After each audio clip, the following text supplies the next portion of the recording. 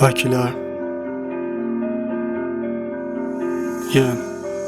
درد و دل دور و اطرافه که شبا بیداره و صبحشم خوابه، گرچه که دورمون پر بدخواه. نشر این ترکم قول در واقع یه سری از افراد هستن همیشه بی تعهدن، دلیل رفتنم اینه. هی حاجی سردم عریشه، خستم کردن، خستم از این که شب میشه میچم به کل انگار خاطراتشو میارن جلوت. منو نمیشناسی میگی زیادم به تو، واسه خودم کمم کل قیافم دکوره. یه دل سیاه که چند سالی گامه برای یه نفر خودشو به رنگا میبازه، با اینکه نخواست بکنی پرواز عاشق هنوز میکنم واسه شهر کاری باشه. گل من به باک تنها نمونی، من که ولش رو همه صدها فرو ریخت. از همون اولش که دست باچه بودی سکانم شدی وسط دریای کوری. میخوام دلخواد بشم از دست من نی، اما تو برنامه تو برعکس من شی. بگو رها شده از بند تنکی، نور عشق تو در من درخشید.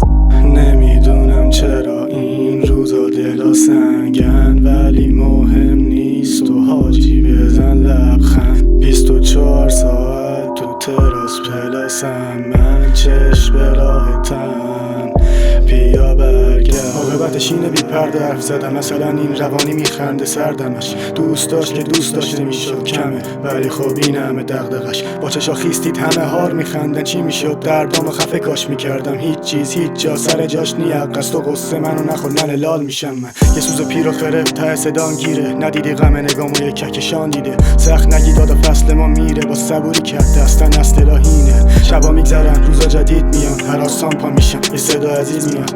هی باز خواب و تنها ولم کرد، دلم یه هدفون تنها تو کویر میخواد. تو فکر کردی چجور گذشت به من، به زور میخندم به زور مؤدبم. امیدوار بودم یه روز بیفتم از ابر سیاهی که روش معلقم. اثر بیرون نمیرفت سر صداها، تو 2 ساعت نمیرفت ازم درز خوابا. واسه بعضیم شروع نبود اشک ماها، این حسرت تو سینم حبسه حالا. نمیدونم چرا این روزا دلا سنگن، ولی مهم نیست و حاجی بزن لبخند. 24 ساعت تو تراس پلاسم، من چشم به راهتم، بیا برگرد.